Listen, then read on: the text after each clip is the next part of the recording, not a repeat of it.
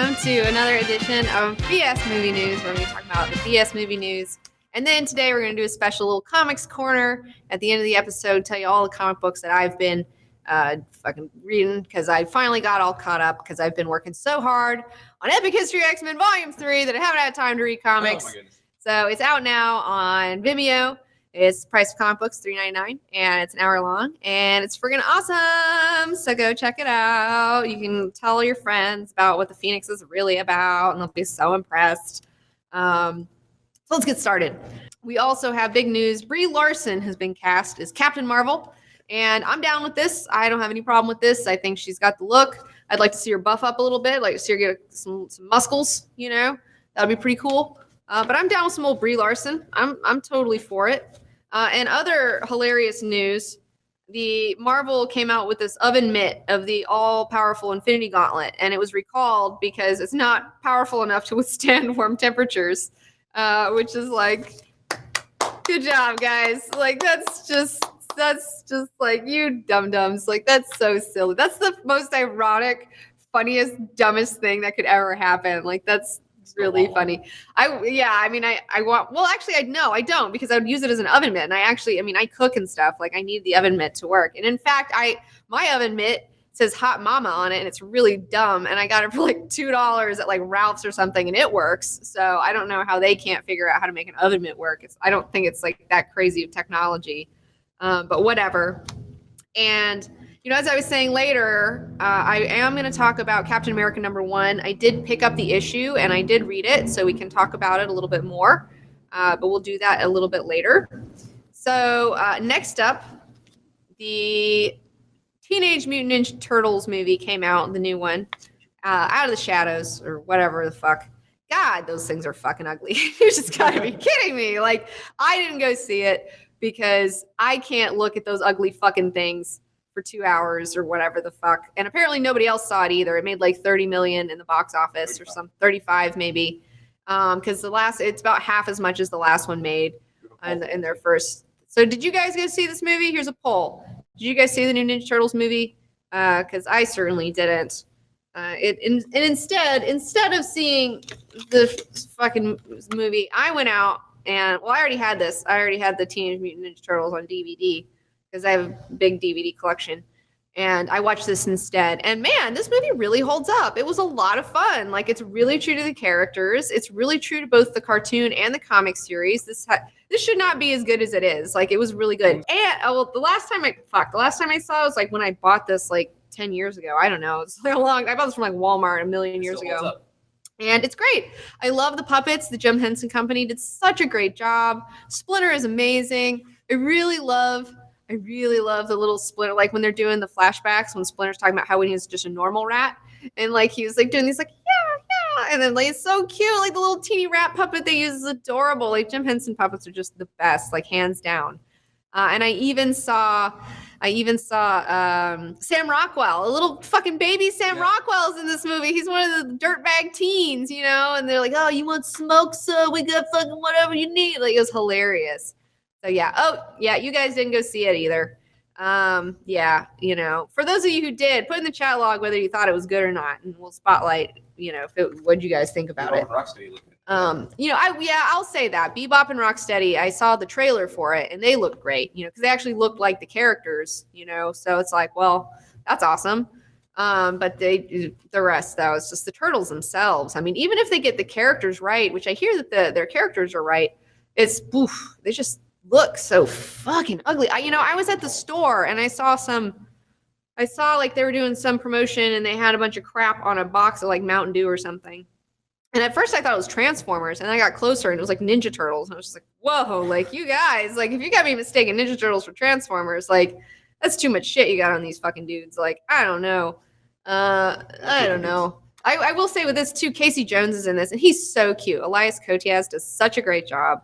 Man, he had the long hair, and he just had the mask, and he just looked like the fucking dude, and it was so cute. And it's like got this, like, you know, 80s like New York crime feel while still being a lot of fun. I love that the turtles are just super stoked about being turtles, you know. Michelangelo has this great line where he's just like, I love being a turtle, and he's just so fucking stoked, you know. It just makes me stoked. Yeah, so definitely go out Well, I think this is on Netflix, so you can go check this out and do that instead. I think that's in your best interest. It's in everybody's best interest. So yeah, man, I just can't with these new.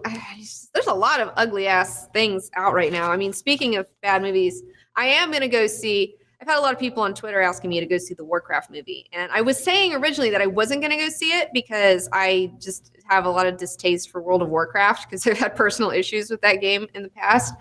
And it's just, I don't know, gaming in general, I feel like it's kind of insidious and weird in a lot of ways. And so, but the thing is, I need a good laugh. I need a good laugh. And I feel like I saw a headline that Warcraft is the new Battlefield Earth for this decade. It's and that's 17%.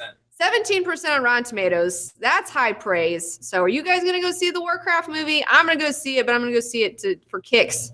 And I'm just going to laugh at it the whole time. It might be my New Gods of Egypt. I don't know. I doubt it's going to be like my new I, Frankenstein, which is my bad movie that I actually like, and I shouldn't like it, but I like it. This is just going to be like, I mean, if it's Battlefield Earth bad, I don't know if I can. I mean, I might walk out, because I remember. Okay, this is the thing that happened to me a lot when I was a kid growing up.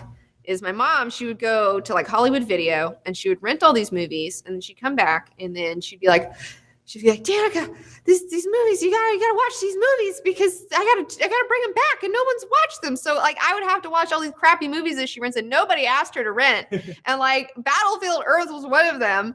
And being somebody who grew up with Mystery Science Theater 3000, I was like, I'll take the challenge. I'll take the Battlefield Earth challenge. And it was one Sunday, and I just sat down and watched it. And I was just like, fuck, man, I can't even make fun of this. Like, I was just like, wanting to blow my brains out. That was the most terrible, embarrassing fucking movie of all time. So yeah, I'm gonna go see Warcraft, and we'll see how. I'll let you know. We'll probably do a review on it. So are you guys going to go see it? We got 63% saying no, 37% saying yes. All right. Well, can we do another poll? The people who are going to see it, are you going to go see it because you actually you think it's going to be good? Or are you going to go see it because you just like want to go see a bad movie and like get a laugh, And I feel bad for Duncan Jones because it's like, he's like, I love Moon, like speaking of Sam Rockwell, he's like, that movie is so fucking good. Like, it's crazy. And like to see him go from that to this, I know he's trying to get more mainstream and stuff like that, but I just feel like this is not the way. And he's just had a really hard year. I mean, I feel for the guy. I mean, he's the son of David Bowie. His dad passed away. He also found out, I believe, that his wife had cancer or something like that during the filming of this as well. And then, and this whole thing is just ill-conceived. I don't know. I feel like the World of Warcraft people that I've known in my lifetime, they don't really go to theaters, and when they do watch stuff, they just download it. So like, I don't think that the audience that it's meant for is even gonna go check it out. I don't know. Maybe so watch Moon instead. Go watch Moon instead. If you haven't seen Moon, man, that is an amazing movie. It was well directed. Duncan Jones did so great, and Sam Rockwell is just tour de force performance. I mean, he's amazing. Like, that guy is just the best. So yeah, I'm really excited about Moon and not Warcraft, but we'll see how it goes. Okay, so onwards and upwards. I hear that Star Wars, there's been a reshoot of Rogue One. 40% of it has been reshot after some executives went and they did a screening, and it wasn't a screening with like a movie or an audience or anything like that. It was just executives. And I heard that it was like because it was too dark and they wanted to keep it more fun and adventurous tone like the other movie.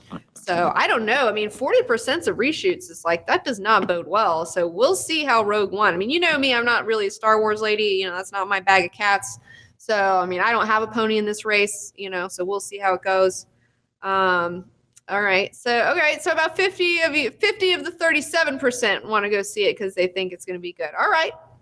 We'll see next week. Come back for BS movie news. We'll talk about it. We'll see next week. We'll see next week who's right and who's wrong. So I'm telling you, I got the shine. I always know when they're gonna suck. And like, I don't know. We'll see. I'll be shocked. I'll be shocked if it's any good. But yeah. So the Star Wars Rogue One reshoot is pretty crazy. That's some intense stuff. I mean, can you imagine like getting a movie together and then showing it to some people and they're like, you shoot like almost half of your movie? Like, man, does actors get paid extra for that? Having to come back and like do all this stuff. I mean, I mean, that's a lot of shit, you know, that's a lot of money, you know, that's a lot of money to put back into this movie. So, I mean, Philip, you're right. Reshoots don't necessarily mean anything bad or good. I feel the same way, you know, but it just shows though that, I don't know, some ain't right in the milk, you know, or they're not liking the tone or whatever. So we'll see how it goes. Now let's move on to the comic corner. We're going to talk about some comic books that I have read. I'm going to start with some indie comics that I have picked up recently. We're going to start with indie comics. Let's get started.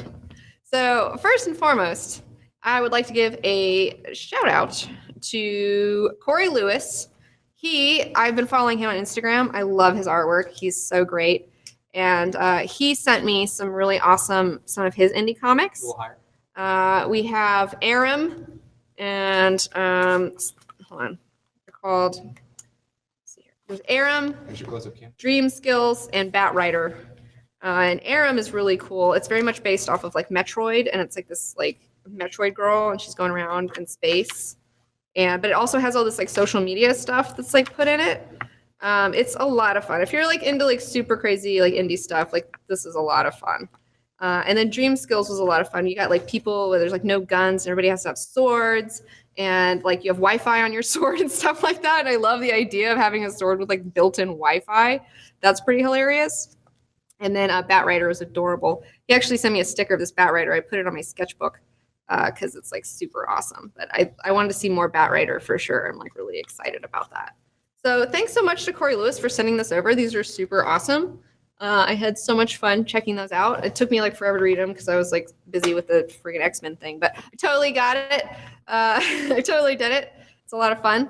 And this is another comic that this comic is I've been reading for like years and years and years, and I've been behind on it. I like to kind of let him fill up.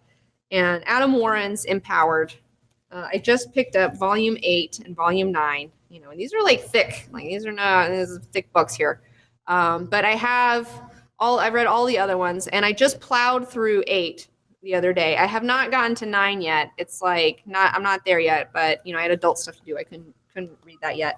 But I also did it's like Sexy Comics Empowered. I did a whole like thing a long time ago about why I love Empowered. So you can go back and watch that if you want to. You can search our channel for it.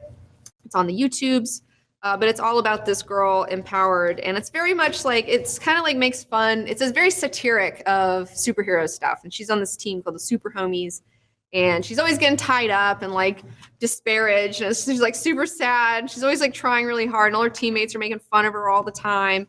And also there is explicit content in this, so you know, like don't freak out. But there's totally some like hot sex and stuff, which is part of the reason, honestly, why I like the comic. Empowered and her boyfriend like do it all the time. It's like really hot. But I love like here we go. I got some. Yeah, that's what I'm talking about. So yeah, now I'm a perv. I love it. And I also love Adam Warren's like both his writing and his art. He writes and draws this, and I've always loved his pencils like so much. And I love that Dark Horse allows him to just have his pencils, like they're just scans of his pencils because they're so fucking good. Like he doesn't need inking or coloring. Like his pencils are so good. So yeah, a lot of people out there are haters about the faces, but you guys don't know what the fuck you're talking about because this guy can draw a woman's body better than like anyone. Clothes is ridiculous. His backgrounds are amazing. Like everything this guy draws is like so amazing. So yeah, check it out. Empowered. It's a lot of fun. You can read it with your girlfriend or your boyfriend and have a lot of fun with it. I highly recommend it. It's really funny. Like it's really funny. And the character herself, just Adam Warren writes a girl better than like I would write a girl. I feel like that guy has like girl DNA in him or something. I don't know what's going on, but he's amazing. I've also caught up with The Wicked and the Divine. We got here 18 and 19. And this is also, it's still going. I'm super excited about this one. I don't want to give anything away necessarily, but things are starting to heat up with the Pantheon. You know, we got some fucking fights going on. Anunnaki's got her side. And then you got a new god. Persephone's in the mix. Laura has become a god and all these things. And so they're doing their deal. I don't know where the fuck this shit, I'm going to be honest with you. I don't know where it's going, but it's beautiful.